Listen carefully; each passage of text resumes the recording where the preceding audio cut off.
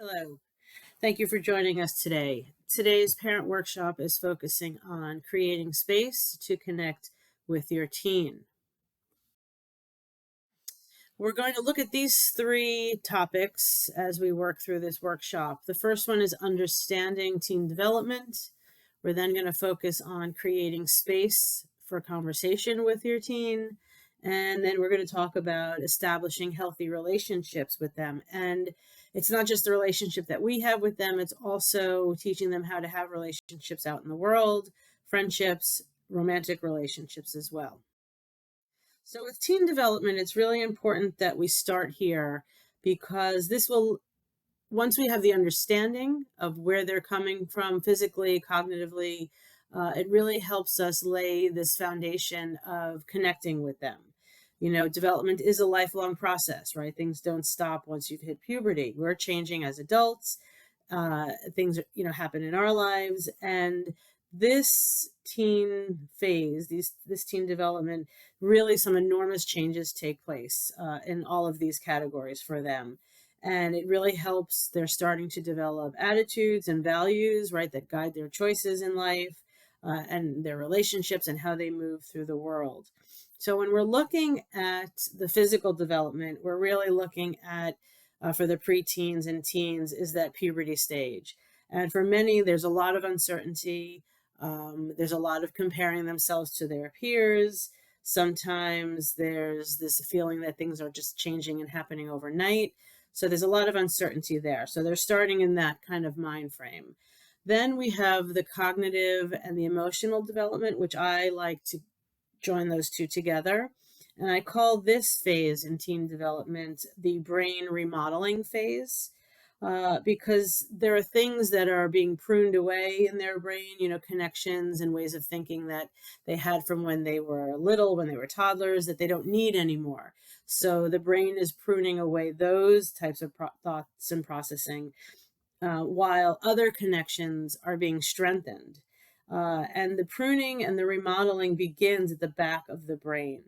It's the front of the brain, though, the prefrontal cortex, which is remodeled last, which makes adolescence so challenging. And I'll explain. The prefrontal cortex is the decision-making part of the brain. It's the part that processes consequences and actions, problem solving, impulse control, right? And that is still under development throughout adolescence. It really doesn't start developing, finish developing until they're about 25 or 26. So instead, the brain during the adolescence time is really working on the amygdala to make decisions, which the amygdala is responsible for emotions and impulses, aggression, instinctive behavior, which was really wonderful during evolution of man, but now it makes things challenging for us. I mean, have you ever noticed, one day you could be having a conversation with your child, and their thinking and their behavior is very mature, right? Very thoughtful, and then literally maybe a minute or two later, they're quite impulsive and illogical. That's because that back and front brain development is happening. So that it's a good thing to understand that when we're interacting, that their brains are under construction. Socially, what's happening with them, their peers are becoming more important. Outward appearances are becoming more important as well, more independence, more need for privacy, which is hard when we've been involved in every aspect of their lives up until now. But it's just socially, this is what's happening for them. There's also a high level of insecurity and self-doubt and self-consciousness during this time. As for sexual development, it has a lot also to do with puberty, like we mentioned before. There's a lot of concern about whether or not they're normal. There's a lot of privacy. They don't want to talk about things maybe with their peers or with their grown-ups. So there's a lot of uncertainty of how they should be preparing for puberty, and that kind of thing. So a lot of uncertainty happening there. So now that we know where their heads, their minds are, what can we do? How can we help them, right? And this is new territory. Even if you've had an older child go through this stage, every child is unique. All the experiences are different. So we really want to focus on smart choices for them, right, to make throughout their adolescence. And we need to start to set the stage on how we can do that. So we talk a little bit now, we're going to talk about the then and the now. We're going to talk about values and expectations and effective communication. So when I think about the then and the now, I think back a little bit to when your child was little, right? They were always pushing boundaries, experimenting, maybe climbing trees or riding their bicycles really fast downhill. And it was our job then when they were little to teach them, look both ways, slow down, think before you do. We had no problem talking about the how and the why to stay safe, right? When we were telling them how to avoid risky situations. And now they're teens. So let's think about this. They know how to cross the street safely, but they are facing all new levels of risky situations that they're part of. And, we're not always with them when those happen. They're on the bus, going to school, they're at school, they're with their friends, hanging out at their houses. So we're not always there when things are happening for them. And they need to make choices and they need to feel independent and know what to do in certain things. And our job is, and I think that's why you're here watching this video, is to help them make smart choices and feel comfortable talking about the things that are happening for them when they're not with us. And I want to take a minute here for us as the adults to think back, if we can, to what our childhood was like. What worked for us when we were teens? How we dealt with our own struggles and our own challenges and our own successes, right? What was the relationship with our parents like then? Not the relationship that we have now with them, because that could be very different, but how did they talk to you and advise you? Were you comfortable talking with them? Did you feel safe reaching out to them if you were confused or in trouble? Or were they just oblivious to what you were going through? It's also important to try to think about what your motivation for your choices were, right? Were you worried about just getting punished, things getting taken away? You didn't want to disappoint your family. It's important to acknowledge where we come from, right? What our experiences are, because things that we experience in our own childhood come back to us when we're dealing with our own children, right? I'm sure you felt that when they were babies, when they were little. For myself personally, the idea, I wanted things to be different for my children than it was for me growing up. I wanted to break the cycle of certain behaviors and expectations, right? So because those things, like I said, travel through generation to generation. Or maybe it's the opposite for you. Maybe you didn't have a challenging time and you had a wonderful experience with your parents, but you're struggling a little bit to connect with your children now. And that's okay too, right? We can maybe take some of the things that we've felt in our own childhood and re-examine them. So after you've thought about that for a little bit, let's now go into the present time. How do you think you're talking to your children? How do you think you're connecting with them, right? About what they're going through? What about the past conversations that you've had with them? How did they feel? What language did you use? What was the tone of your voice when you were really irritated or upset, right? What was your ability to listen? Do you think your children are comfortable talking to you? So think about that for a little bit, right? Are you taking things from your past? Are you giving yourself a chance to process things, or are we being emotional? Because all of that will bleed into how we communicate for sure. It's important to also keep in mind that you already have a relationship with them, right? You're struggling now possibly, or you're trying to prevent any struggles or problems in the future. Whatever the reason is that you're here, right? You've already established this relationship with them. Your whole lives, you've connected with them. You've kept them safe. You've taught them how to communicate. And even if it's not working for you now, right? It worked for you when they were little and it's not working for you now. We could readjust, we can pivot, right? Our brains, the adult brain is fully functioning. So we can make logical choices and break patterns, right? So it's important for us to consider that even though things might seem a little overwhelming, and one of the things, moving on, that it's important to consider when we're talking about communication and how we do that, we need to understand what our values and expectations are. So, because that helps us establish boundaries, right? Just like your toddler needed you to tell them how to share or how to play nice on the playground, our teens still need that. So, here's a list of a variety of themes and topics that come up with your teen and preteens. And it's really important to know exactly, what your values and your expectations are for each of these things. Everybody's is different, right? I can't assume that we all think the same. It's important also if there's another parent involved in the family, whether you're co-parenting from different homes or living together in the same home, to discuss these things together. Because a united front is really helpful in setting the boundaries. And even if you can't 100% agree, maybe there's ways that we can compromise. Many parents are also reluctant to share their values or expectations to their children, in part because they don't want to encounter resistance, right? They're afraid if they say no too much or, they don't allow for certain things, then their children will be mad at them or not like them. And that actually does more harm than good. By sharing what's important to you, right? What's right or wrong to you, you're helping them build this internal sense that they need, right? The same way, like I said before, you taught them how to share their toys and take turns on the playground. They still need that. So without a parental perspective on their experiences, they just get lost and they end up feeling overwhelmed, and they end up turning to their peers or social media to help them decide the right or wrongs. And we don't want that for them to, in terms of laying a foundation of this.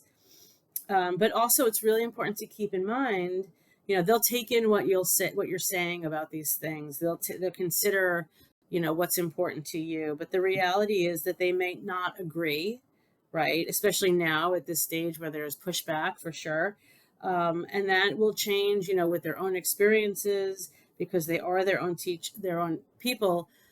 But you've laid this foundation, right? They're always going to come back to what you've said about certain things, whether it be school responsibilities or community responsibilities, relationships, right? Things like that. You've already laid the groundwork for that. So take a few minutes now in the future to kind of consider what your thoughts are about these various situations. So you're ready to talk, right? You've got your ideas of what you want to do, how you want to set your boundaries. And now we need to really focus on our effective communication. Oftentimes parents will say, you can always come and talk to me. I'm always here for you. But those phrases will fall flat if we haven't been able to communicate effectively, right? And keep in mind too, if you feel like you have it in the past, there's always room for adjustment and to move forward and make some changes. So effective communication by definition is paying attention to body language, giving encouraging verbal cues, asking questions, and practicing non-judgment. And when situations where conflicts arise, effective communication ensures that the situation will be resolved respectfully, right? Maintaining healthy relationships and healthy self-expression. So judgment and shame is the first one on the list. And I think it's, we're not saying hurtful things. I hope we're not saying hurtful things to our children where, it's hard, but we shouldn't be passing judgment and we shouldn't be shaming them, because you can't bounce back from that, right? Once you've put that out into the ether, it's hard to reclaim it. But I do talk about judgment and shame in the way that our teens are watching and listening to us. We know this, right? Our whole lives, they're listening to us when we're on the phone. And I worked with a woman a while back who was on the phone with a relative and was talking about somebody's experience as a trans person's experience, right? And the child was overhearing the conversation. And even though the mother and the child were not in conversation together, the child still heard the way their mother was phrasing things and talking about things. And in her mind, she processed, well, I don't think I'd feel comfortable talking about a friend of mine that might be trans or any other kind of experience that might be somewhat different, right? The child wasn't going through it. It wasn't their experience, but they knew that there was a limit to what she can talk about with her mother based on a conversation her mother had with somebody else.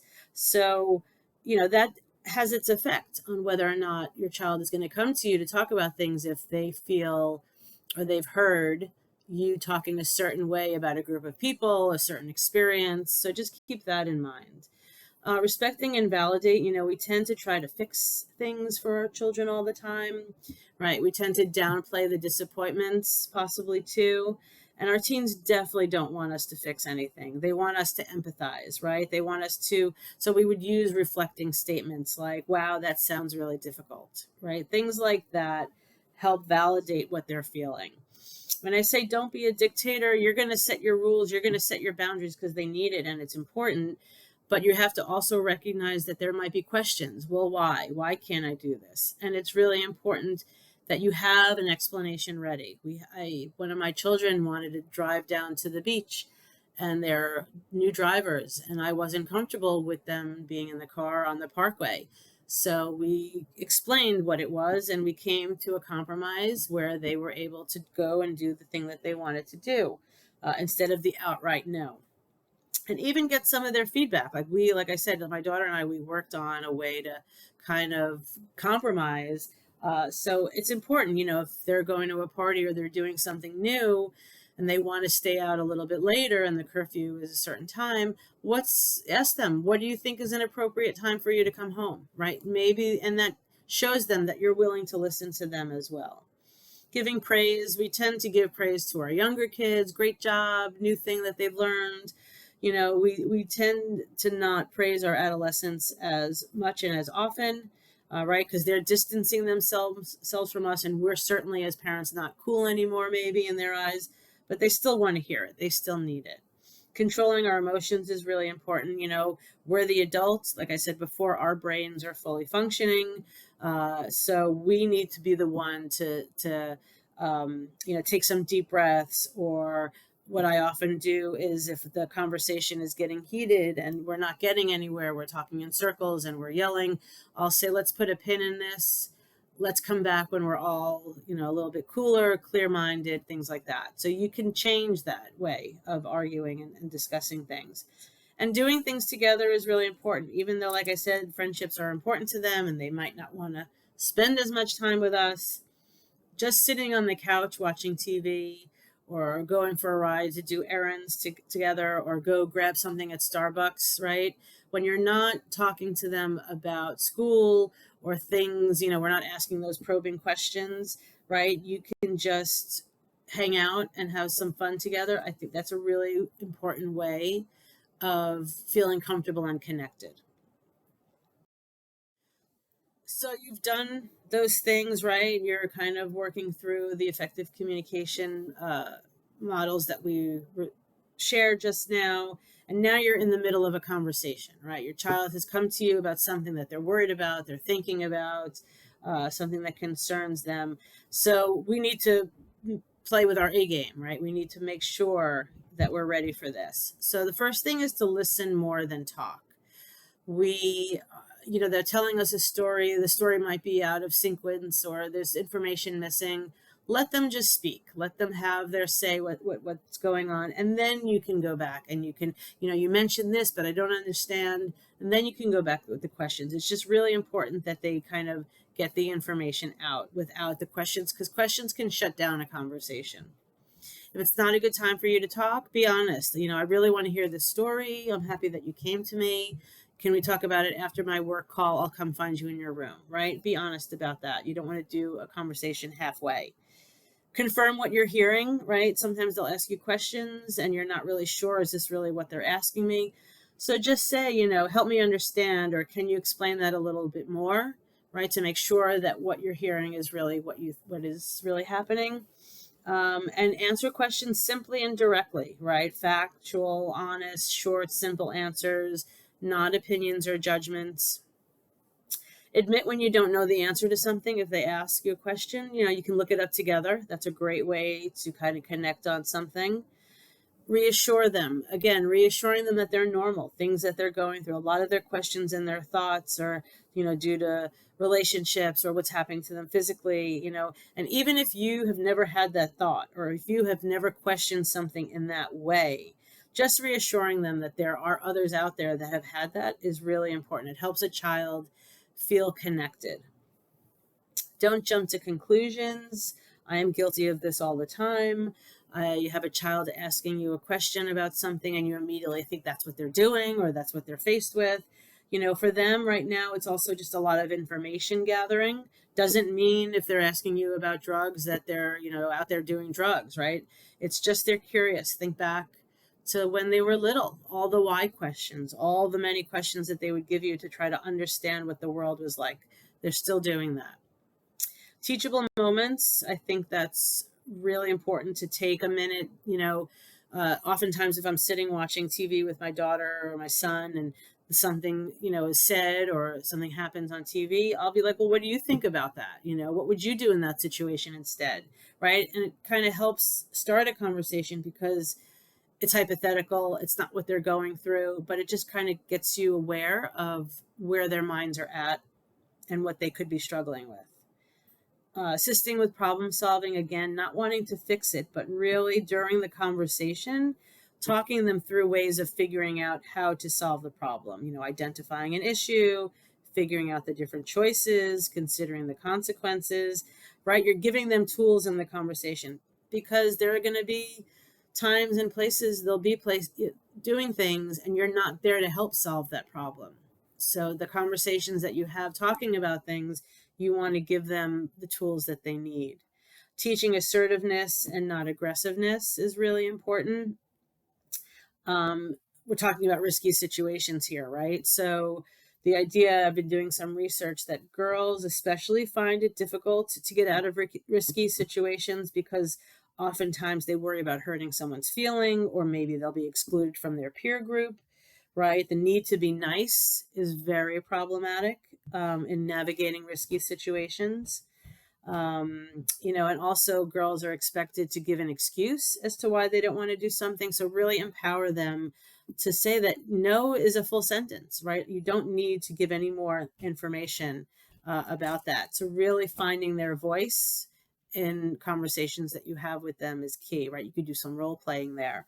And the same thing with disagreements, right? Respectfully disagreeing. They're telling you about a problem that her and their friends are having, right? Talk them through that, right? What can you do to tell them that you're not happy with something, right? Give them choices and really allow them to see ways that even though their emotions are high, they can have conversations with respect, even though their opinions are different. And there's always resources out there that you can share with your child during conversations in case you don't know something. So we're going to move on now to healthy relationships. And like I said, this is relationships, not just with parents, but with their peers, especially, right? Because we're going to help them guide through that journey, right? We're going to lead them through that, like what makes a good friend and how to be in a relationship. So it's really important to identify what healthy relationships look like and sound like. We're going to learn how to help them set boundaries and how to talk about relationships with them. So, healthy relationships are honest and equals, right? That's the way that I think of it, right? Respecting each other's individuality, equal say, respecting people's boundaries, all of these things here, feeling safe to be open and honest, share feelings without negative consequence. It's important that we identify these things with our children when they're in friendships and relationships, and also in our own relationship with them. I should be able to share some feelings that I have about something that they did or didn't do without it becoming a huge issue, explosion, right? We should be able to have a conversation. Some of the unhealthy relationship uh, items here, and I summarize it as demand and dominance. Constantly putting someone down, that goes back to that respective disagreement. Name calling, insults, public and private. That's a red flag. Explosive tempers, extreme jealousy, isolating someone, right? Not allowing people to spend time with friends and family, right? That's in the relationships. Mood swings, threats, right? Threats can be written, they could be verbal, and it doesn't always have to be physical violence. It could be threats of, I'm going to share this embarrassing photo of you if you don't do this for me, or telling somebody, I'm going to tell somebody your secrets if we don't get to do what I want to do. All of these things happen, and it's important for our children to recognize that that does not make a good friend, and that's up to us to show them that. And I put technology on here because this generation in particular, and those moving forward, will really have to navigate a different way of unhealthy relationships. There are things that are happening where you're in a relationship with someone and they're checking your phone, or they want the password, right, to your text messages or accounts, insulting a partner on social media, right, sending threatening messages through technology, or tampering with accounts. So all these things happen in the outside world with relationships that they might be dealing with, or their friends might be dealing with. And it's important to acknowledge that for them, so that they know that we're aware, and we'll want to help them with it. So how do we set up the healthy boundaries? We have to define what a healthy relationship is with them. That's first, right? Which we already did that. And model it as best as you can. You're arguing with your spouse, right? That's okay. That you can argue. My husband and I argue, and we always then follow up with how we kind of come back together and apologize, or how we move through it. It's really important that they see that. Acknowledge that unhealthy relationships can happen to anyone. Unfortunately, it does not discriminate, of course. And also talk about gut instincts. I think that's something that young people, especially, because there is a lot of uncertainty, there's a lot of self-doubt, they don't trust themselves, right? So it's really important that we talk about this feeling that they get if somebody's doing something that you're with, at a friend's house, and all of a sudden you start to feel a little funny or uncomfortable. Listen to that, right? Allow yourself the chance to get out of that kind of situation. And then I talk about consent a lot, right? We want to even consent within our own relationships, right? It's important for all ages. Consent doesn't have to be about a romantic relationship. And the way that I usually teach it, even with younger kids, right, is I ask the question, do you want some tea? Right? And if you say yes, then great, you have your tea. If you say no, you don't get your tea. If you say not sure, I don't know, that is not a yes, so they do not get the tea, right?